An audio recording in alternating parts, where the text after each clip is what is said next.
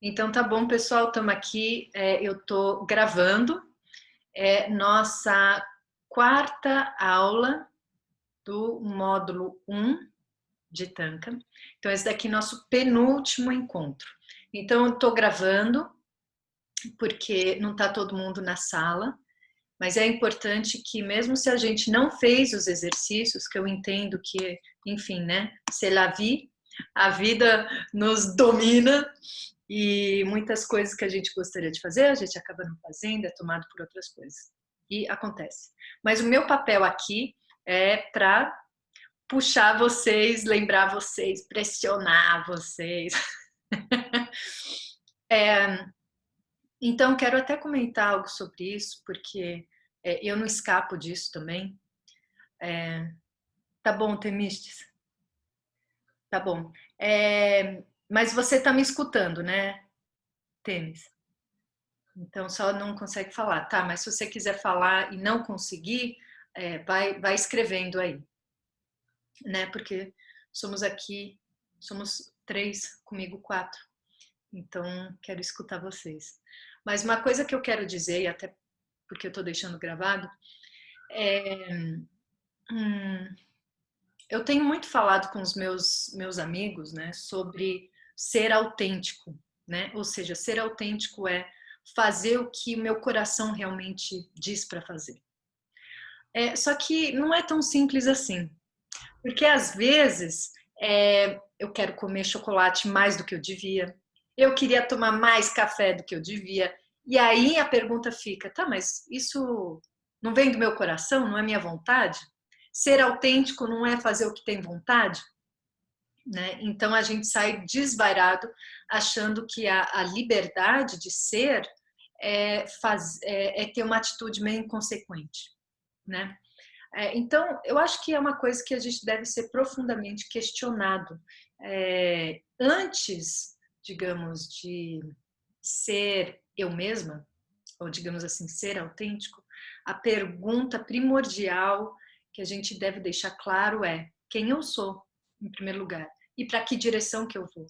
Esse quem eu sou, ele modifica também, porque eu pelo menos acredito que somos seres transitórios, né? Uma hora a gente é só filha, outra hora a gente é aluno, outra hora a gente é professor, é mãe, é pai, é vô, avó, e isso vai mudando. Então eu acredito que somos seres transitórios e é tudo incluído, né? E dependendo das condições e experiências, a gente tem reações diferentes, né? Eu me considero uma pessoa pacífica, mas eu sei que em alguns momentos de, por exemplo, de um assalto, de um roubo, eu reajo muito forte. E isso eu nunca esperava de mim, mas está dentro de mim. Então, digamos assim, tem muitos aspectos nossos que se mostram dependendo das condições exteriores. E não que necessariamente tem que estar ali presente o tempo inteiro, né? Por exemplo, essa reação forte, assim. Tem pessoas que paralisam, outras que reagem forte, né? Indiferente de como a gente é treinado. Sim. Então, a pergunta realmente é, antes de seguir o meu coração e não ser confundido pela, eu diria, pelo nosso ser mais... Nosso pequeno eu. O meu professor chinês, ele chama do little me. O little me tem um big voice, tem uma voz forte. E o pequeno eu, ele também tem vontades. É a nossa criança que quer mais chocolate, quer mais café, enfim, seguir esses impulsos. E esses impulsos têm muito mais a ver com uma vivência, uma sobrevivência mais primária, mais primata, o qual a gente precisa, especialmente nesses momentos de reagir, quando a gente precisa, né? Despertar assim algo espontâneo. Então ele precisa estar vivo, essa criança precisa estar viva. Mas se a gente achar que seguir o coração é dar vazão a todas as vontades dessa criança, digamos desse lado imaturo nosso, a gente perde o controle. Na verdade, a gente alimenta os nossos vícios, na verdade. E alimentando os vícios, eles vão ficar fortes e a gente vai achar que esses desejos alimentados e fortes é que é o meu coração, né? Sendo que o coração, o que eu quero dizer, é a tua essência, aquilo que muda muito pouco, muito pouco. Então eu, por exemplo, eu sinto que desde que eu me entendo por gente, o que mudou pouco é algo que me guia a partir de uma saudade de mim mesma, uma saudade do divino, uma saudade de um despertar, né? E esse despertar da consciência, viver o que é real, não viver ilusões, não viver mentiras que eu conto para mim mesma. Eu sempre estou em busca disso. E isso toma muitas formas e mudou na minha vida em muitos momentos, né? Cada um pode ver em sua própria vida como isso muda, mas tem uma essência daquilo que te guia, né? Tem um norte. Então isso tem que ficar claro. Então, por exemplo, quando quando você decide estudar Tanka, por exemplo, que tem a ver com uma arte sacra, é uma arte que direciona você, o olhar para algo além de você mesmo. Afinal de contas, você não é uma arte criativa,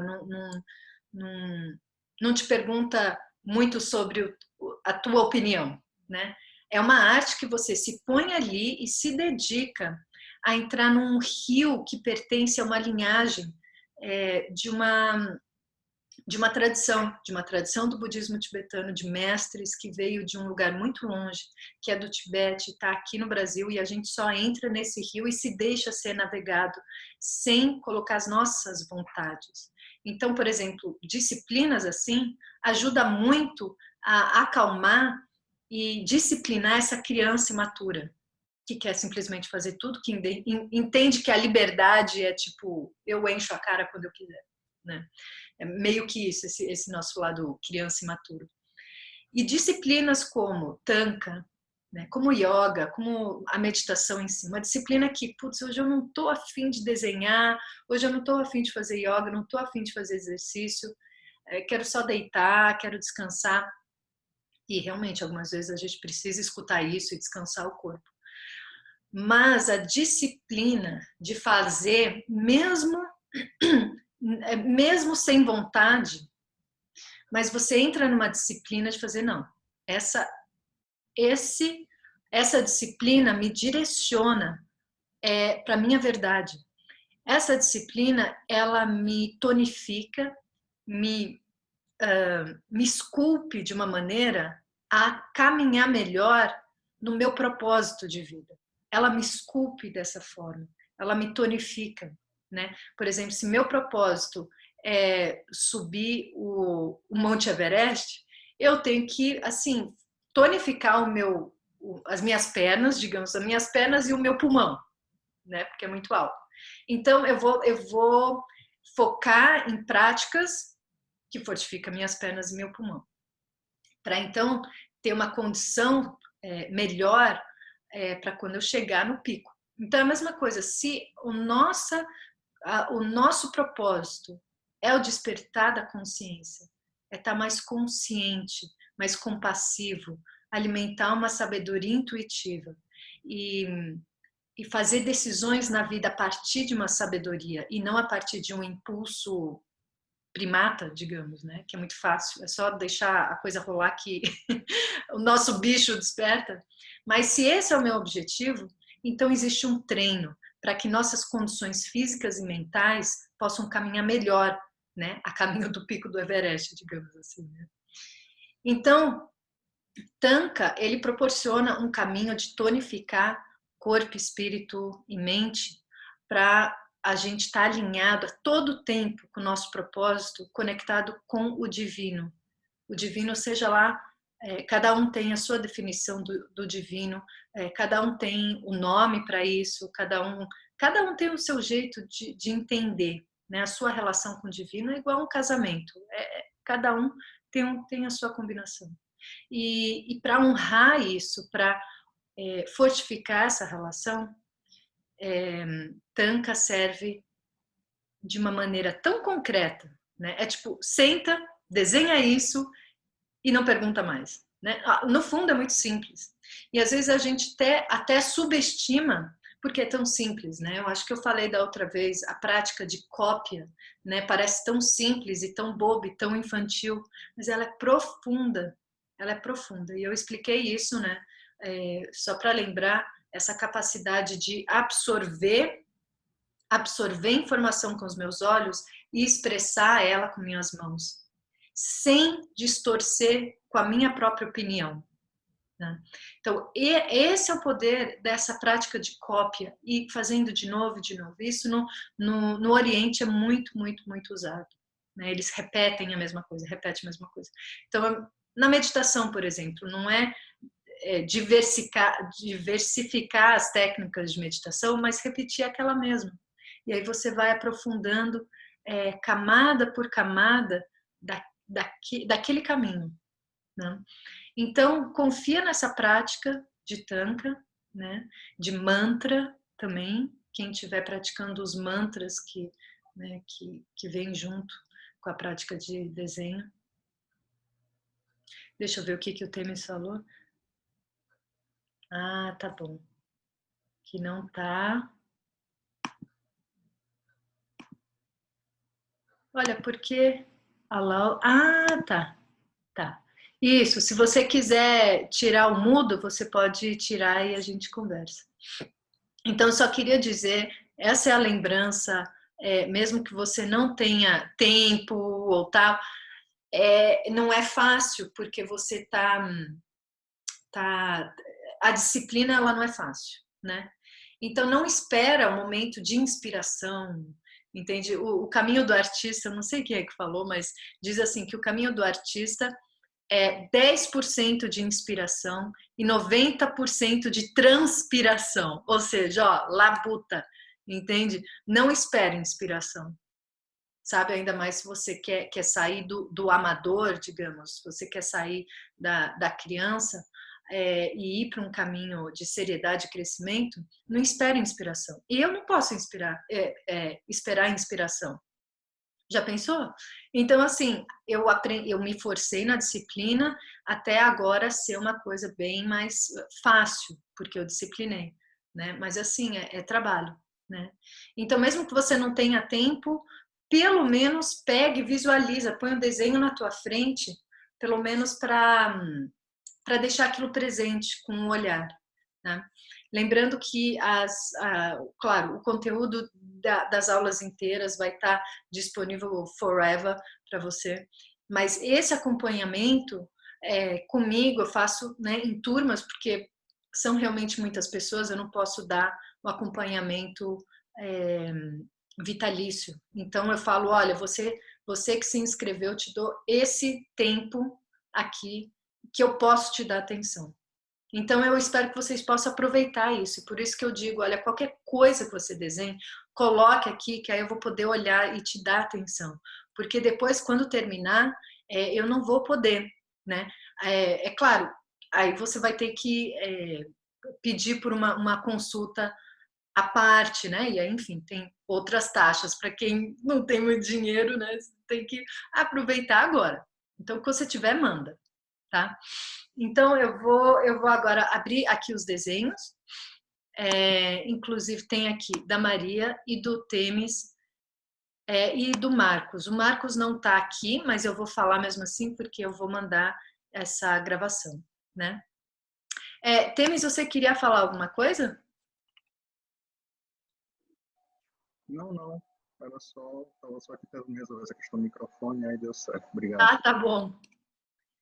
Tá bom, eu vou falar aqui dos desenhos e na hora que vocês sentirem de compartilhar algo, fica à vontade, tá, gente? É só você ir lá e tirar o mudo, que você pode tirar. Então, vou abrir os desenhos e vou compartilhar minha tela. Deixa eu separar aqui.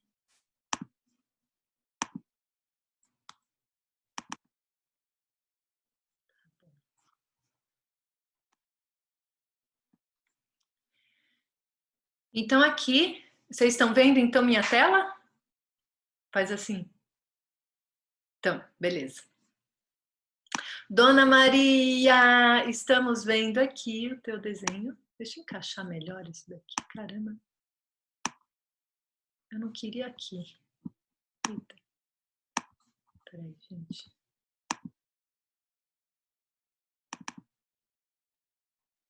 Ai, peraí, que agora eu não tô vendo vocês. Ah, agora sim. Tá bom. Maria querida. Minha tela hoje tá pequena, meus olhos estão meio embaçados hoje. Eu tenho que vir pertinho aqui. E eu vou dar um pequeno zoom aqui. As medidas estão certinhas, eu estou olhando os somos aqui, legal. E os ombros, que é tão difícil, tá legal, tá bom, tô vendo que as curvas estão acontecendo. Aqui no rosto, eu sei que é pequeno, é A4 que você fez? Então é pequenininho, né? Eu sinto que nos olhos você deve ter tido dificuldade né, de manter a simetria aqui. Sim. Né?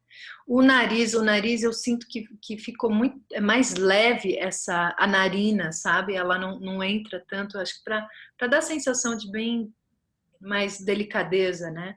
Então não entra tanto assim as narinas. Ela é uma coisa bem mais suave, né? A boquinha tá bonitinha, ela não tá assimétrica, mas tá bonitinha.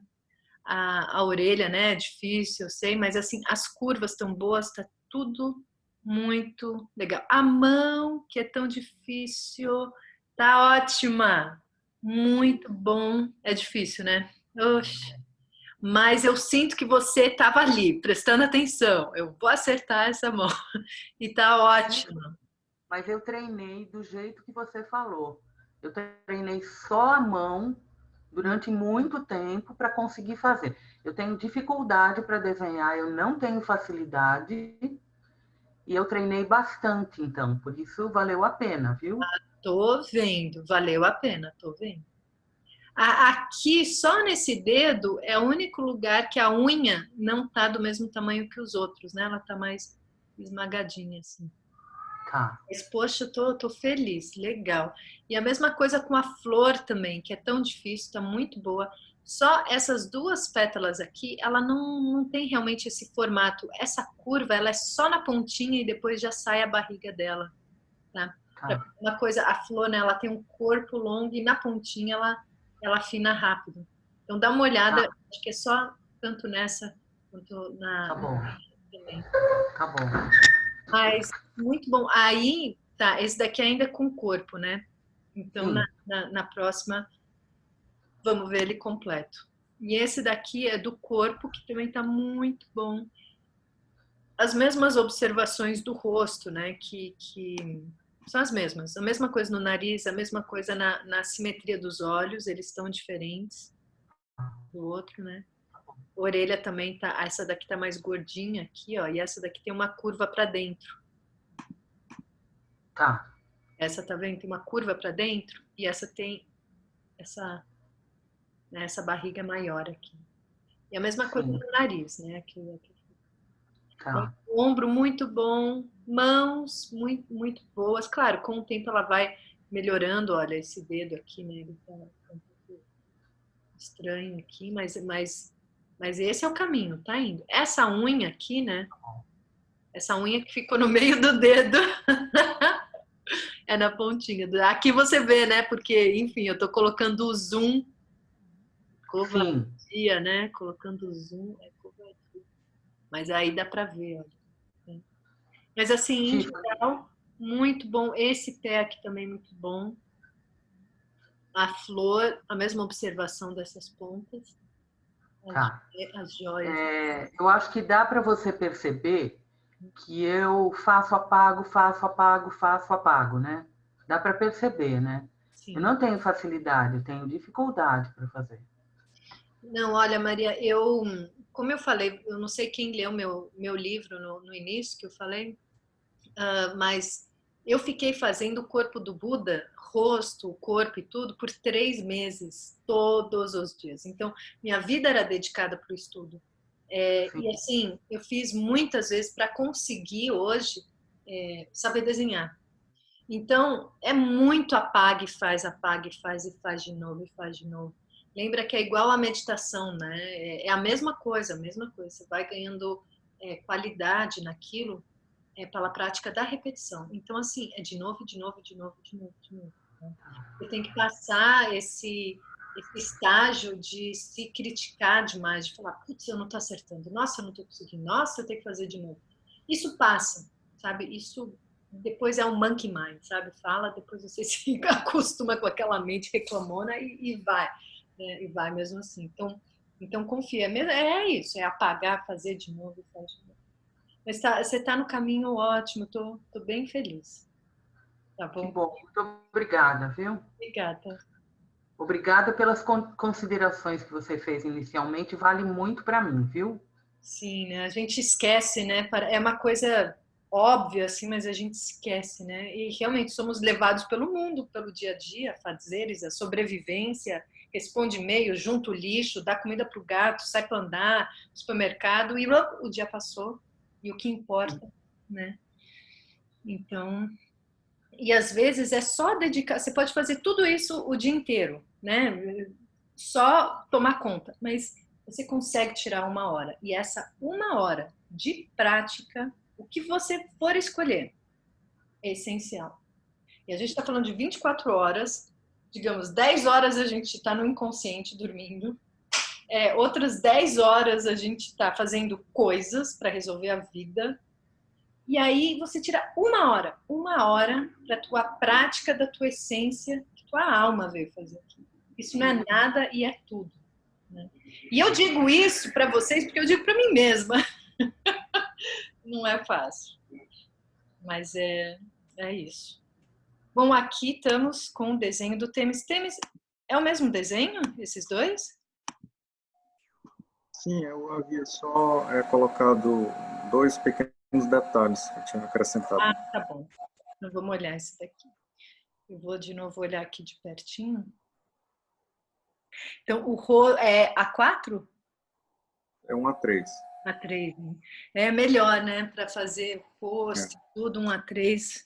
Realmente, que bom. Então, você conseguiu acertar as medidas também. Eu fiz com 3 milímetros o tissomo. Legal. 3 milímetros, então, coube legal, né? Vou sugerir, então, para todo mundo um tsomo de 3 milímetros para fazer no A3. De repente, Maria, você consiga fazer o seu próximo Buda num A3 usando 3 milímetros para um tsomo. Lembra que para modificar o tsomo existem muitas maneiras. Digamos, a tradicional é que os tibetanos eles fazem para cada desenho uma régua por si só. Então é um pedaço de papel, uma chapa de papel, e aí você pode marcar 12 vezes, né? Porque o máximo de somos aí é 12 vezes 3 milímetros, por exemplo. Você cria uma régua de tsomos para aquela ocasião, né? Na verdade, o Tibete, como eles fazem, eles também pegam um papel e dobram como se fosse uma sanfona, né? Tipo em 12 vezes, 24 vezes, porque se você dobrar uma vez, depois dobrar de novo, né? Então, por exemplo, se eu tenho um Buda que é desse tamanho, digamos, né? Daqui deve ter uns 30 centímetros. Aí eles pegam um pedaço de papel de 30 centímetros, né? E aí dobra todas as vezes em quantos tsomos tem aquilo. Por exemplo, de 30 centímetros eu divido em 14 tsomos, por exemplo. Então, eu divido 14 vezes, mas é desse tamanho a minha régua inteira, e divido 14 vezes. E eles fazem uma dobradura com papel, tipo sanfona, e aí você tem. Mas isso é porque eles não têm, ou não tinham, uma régua de centímetros. Né? Então, o que a gente está fazendo? A gente está usando o benefício da nossa medida já existente de centímetros e milímetros, e a gente converte dessa maneira, em vez de ficar dobrando, né? Mas só para vocês saberem, é possível, né? Também fazer dessa maneira. Agora, Tiffany, eu acho realmente que definir o tissomo num material específico, como um pedaço de papel, um papelão, é importante também porque evita aquela confusão na contagem no uso da régua. Porque quando a gente vai colocando a régua e contando, de 3 em 3 milímetros, por exemplo, pode haver ali um equívoco, né? Então, se a pessoa fizer a marcação já por tissomo, né, em algum material, e usar esse material naquele trabalho, é bem interessante também, assim, que evita essa confusão. Né? Ou marcar no papel um tsomo, e aí esquece a régua. Um tsomo, por exemplo, 3 milímetros, uma vez, aí esquece a régua, e aí vai repetindo aquilo que você já marcou, né? Porque realmente 3 milímetros ainda é muito pequeno, assim, para os nossos olhos, né? Mas o tema está tão bonito, então todas as curvas estão suaves, os olhos simétricos, a orelha está suave, todas essas curvas estão muito suaves, muito bom. O caimento da roupa que é tão importante, sabe? Eu estou sentindo que a roupa está sobre ele e é leve, mas existe a gravidade, mas existe aquilo que eu falei de uma energia que sai do centro dele. Então é como se a roupa não tocasse na pele dele, que a gente vê por aqui, né? Esses vãos assim. Então tá muito leve, muito bom. A mão também é isso mesmo. O pé, a mão, muito bom. O foguinho, as joias, e a ponta dessa pétala. Muito bom. Muito, muito, muito bom. Aí, aqui você passou de caneta, né? Isso, é aquela Unipim, né? Perfeito, Aí eu usei a 01 e a 02. perfeito, legal. Aqui falta. Faltou só esse tracinho aí. Sempre a gente esquece alguma Tem, coisa, tem, detalhe. tem. Mas depois, nosso olho, queira ou não, vai direto pro problema, né? Nosso Isso, olho vai assim. é. Aí eu, na verdade, fiz em um dia, né? Foi em um dia. Aí acabou que esse detalhe passou. Mas aí, se a pessoa ficar olhando algum tempo depois, ela É, facilmente consegue identificar algum problema. Né? mas tá muito bom, poxa. Então você só fez um, né? Só esse, do corpo inteiro, completo. Não, eu havia feito anteriormente nu, né? Ah, sim, não, mas dele completo, todo assim, Isso, é só esse, né? só isso. Porque aí, como esse é nosso penúltimo encontro, o nosso próximo é daqui 2 semanas, faz mais um de novo, do zero, como você fez todo o processo de novo.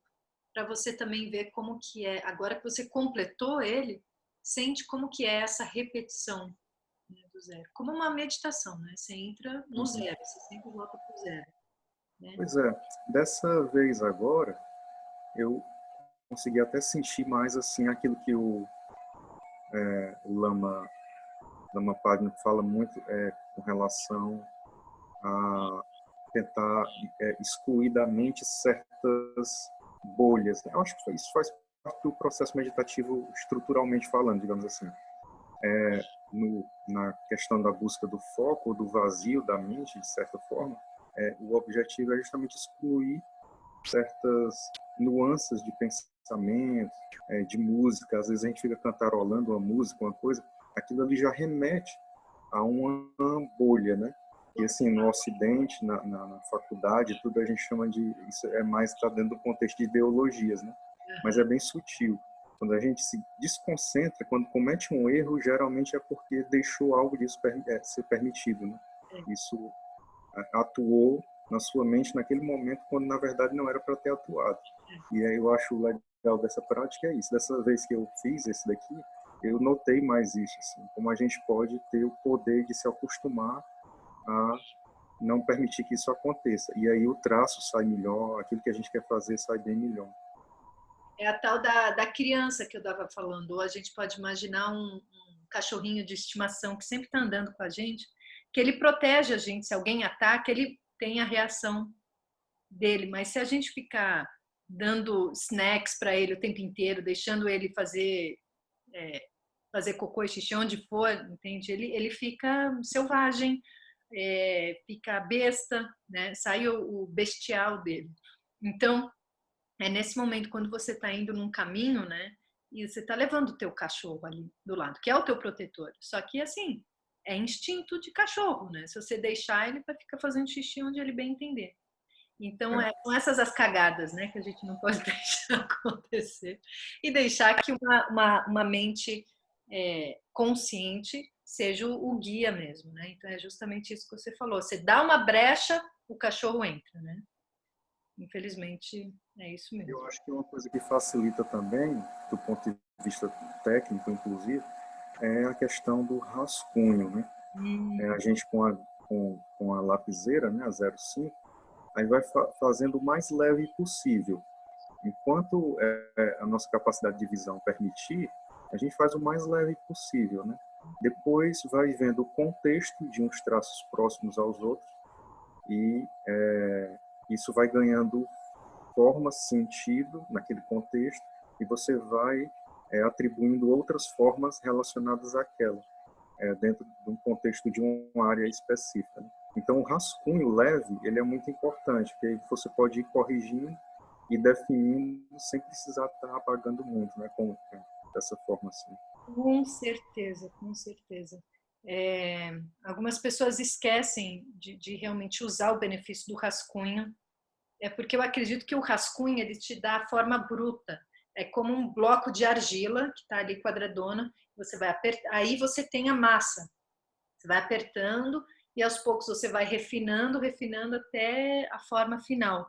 Ajuda muito, ajuda muito. Então, realmente isso que você falou, não tenta ir direto para a forma refinada, mas vai refinando. Ajuda muito, muito mesmo. Espero que estejam usando essa técnica, uma técnica que ajuda bastante. Como o Temis falou, então, de rascunho, bem de leve, bem solto, e vai refinando, refinando e trazendo para a forma final. Muito bom, Temis. Então, vou olhar aqui do Marcos, está bem clarinho. E aqui está muito bom, olha, a mão dele está muito boa, o pé é muito bom, talvez esse dedão esteja um pouquinho pequeno. Se eu não me engano, ele quase toca essa linha aqui, assim como esse toca essa linha, esse dedão também tem que estar um pouquinho maior. A mão muito boa, essa mão está excelente, talvez o pulso esteja um pouquinho grosso, pouca coisa. O tórax, o ombro, joelhos, muito bom.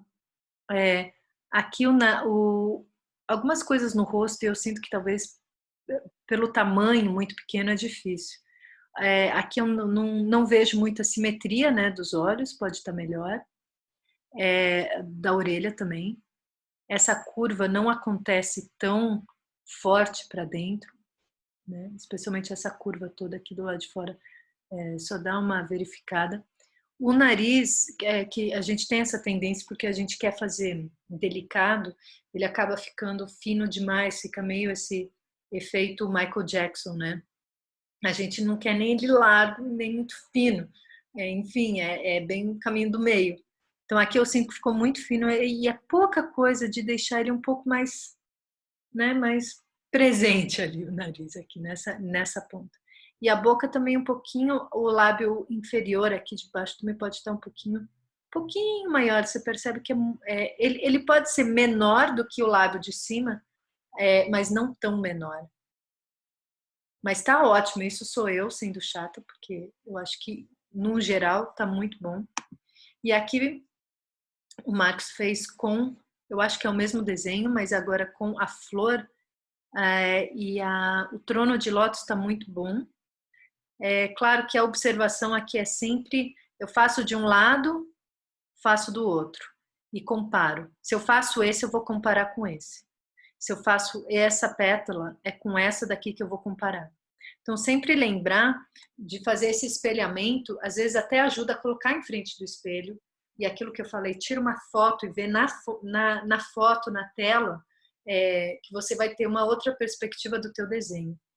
Mas é um exercício, de novo, é um exercício neurológico mesmo, de tentar, você faz um desenho, imagina como que ele seria espelhado, e você conseguir espelhar sem usar um espelho, né?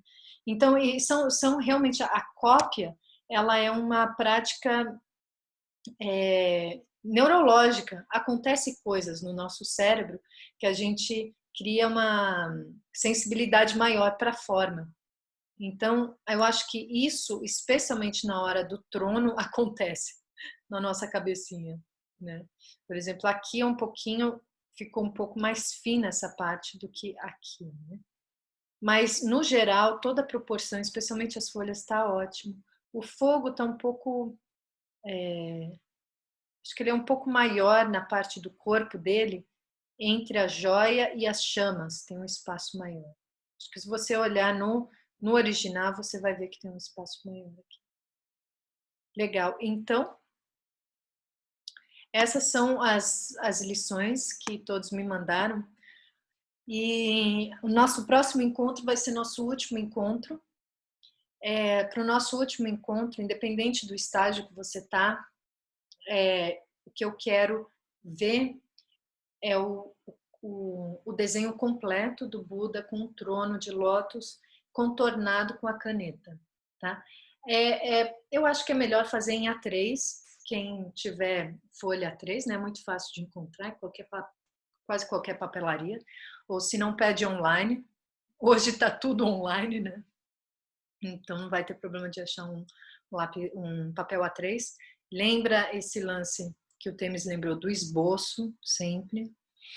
E aí, para eu poder ver, mesmo se você não fez as outras lições e tal, tenta fazer ele completo, pelo menos para eu ver e poder te direcionar, te orientar e conhecer o teu traço e poder dizer para você continuar depois no teu tempo, né? Você refaz todas as lições no teu tempo. E a gente já tem datas para o módulo 2. Cadê? Eu estou sem meu calendário, mas a ideia, eu acho que é em novembro ou dezembro, agora não sei. Mas aí para você ter mais prática do módulo 1, para a gente começar, quem quiser continuar para o módulo 2, e aí a turma, eu não me lembro agora das datas, mas é um tempo ainda. E então essa é a ideia, para ter aí a prática do desenho. No módulo 2 a gente vai praticar todos os elementos da paisagem. Então a gente volta para o desenho, só que a gente vai desenhar nuvem, flor, folhas e o pincel. Aí a gente começa a vir para a parte do pincel. Ainda é monocromático, né? Só no terceiro módulo que a gente entra em cores e finaliza tudo. E o terceiro módulo, inclusive, não está completo, eu não gravei ele por inteiro, também porque nunca ninguém, da maioria talvez de 300 pessoas que fizeram curso 3, chegaram até o fim do módulo 2 e estão esperando o módulo 3 ficar pronto. Então, fui eu que não tive a pressão suficiente para gravar o módulo 3, eu acho. Essa é a minha falha aí de disciplina, devia ter gravado já há muito tempo. Mas agora, com essas turmas, eu estou vendo que acompanhando está sendo melhor, estamos caminhando melhor e espero poder, então, aí o módulo 3 para o ano que vem vai estar bem completo, que aí é com as cores, aí pronto, maravilha, só a celebração. As cores é uma maravilha. Então é isso, pessoal, eu vou colocar esse vídeo para todo mundo poder ver, né? Que a gente não teve todo mundo aí do grupo aqui.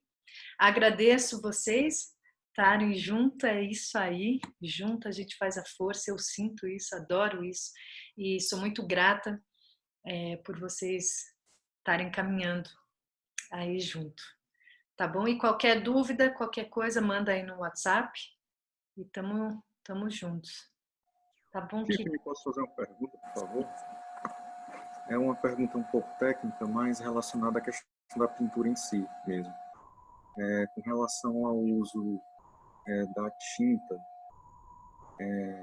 se existe, na verdade, alguma relação entre o uso de tinta sintética, como aquelas à base de resina alquídica, como a acrílica, e a resina e a tinta mais natural, com pigmentos bem naturais, com aquele processo com água, etc., ou algum tipo de aglutinante que eles usam, mas com base bem natural. Se existe essa diferença do ponto de vista conceitual, como uma espécie de obrigatoriedade no uso desse tipo de pintura, da tanca, ou se não necessariamente, né? Se a pessoa pode utilizar a acrílica sem problema.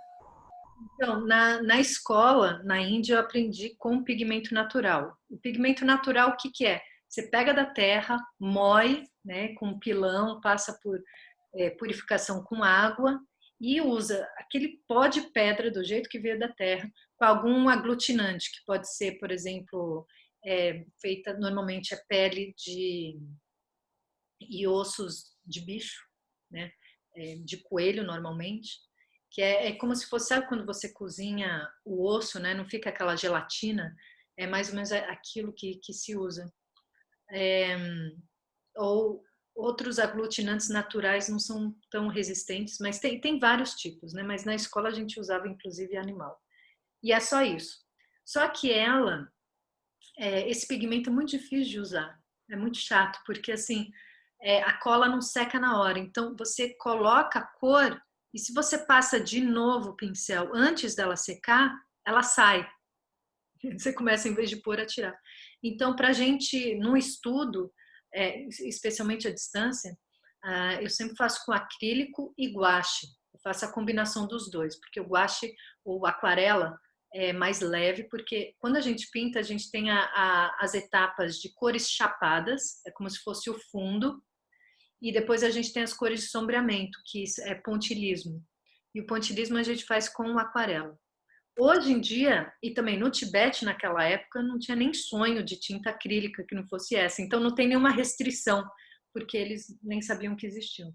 E hoje, na escola, eu vejo muitos artistas fazendo com acrílico, porque é muito mais prático. Eu não sei por que nenhum adaptou com o óleo, porque eu acho que o óleo ele tem esse benefício de fazer o sombreamento muito mais fácil. Só que a consistência do acrílico e do guache é muito mais parecida com o pigmento. Então, acho que é por isso que eles usam. Quando eu faço os meus tankas, muitos por encomenda eu faço com acrílico também, porque o pigmento ele é muito difícil de... Por exemplo, as pessoas levam para um lugar ou para o outro, ele pode sofrer muitas alterações, especialmente por causa da cola, né? Então, eu tenho a minha pintura que eu fiz há 15 anos atrás, o meu primeiro tanka que eu fiz na escola, todo o pigmento vermelho está se esfarelando, né? E todo o azul está craquelando, ou seja, ele craquela se eu coloco cola demais e ele esfarela se eu coloco cola de menos. Mas você só vai ver isso anos depois, né?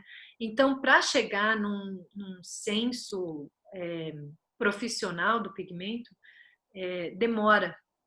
Mas eu gosto muito, muito, muito, muito da ideia do pigmento por causa da energia do material. Então eu quero retomar, eu tenho uma coleção de pigmentos de outros artistas que só trabalham com pigmento. Aliás, eles nem pintam mais, só faz os pigmentos da terra, de pedras, por exemplo, pedras preciosas, né? O Buda da medicina, ele é azul e o corpo dele inteiro é pintado com lápis lazuli, né? Que é caríssimo. Então temos aí também um fator, porque pigmento puro é muito caro, né? E aí você não quer ficar experimentando ou pondo ouro de verdade, entende? Então, eu acho que os primeiros estágios é realmente com acrílico até pegar o jeito e aí depois entrar nesse laboratório dos pigmentos, né? Então, isso que eu Aí quero. você falou aí agora há pouco com relação à tinta óleo, né? Então, assim, porque a tinta óleo, a principal, digamos, vantagem técnica dela é o degradê muito sutil, né? O artista ele tem condições de ter um controle muito preciso sobre os efeitos, né? Dando qualquer tipo de efeito, tanto efeitos com textura mais rústica e relevo, né? Como também qualquer tipo de efeito mais sutil até o ponto de chegar ao realismo perfeito, né? Agora, quando você falou sobre a ausência de experimentos, digamos assim, do uso da tinta óleo na tanca, né?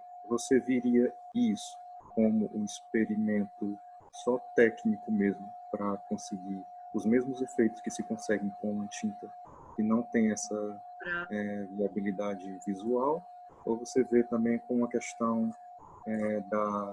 da estrutura mesmo química, em termos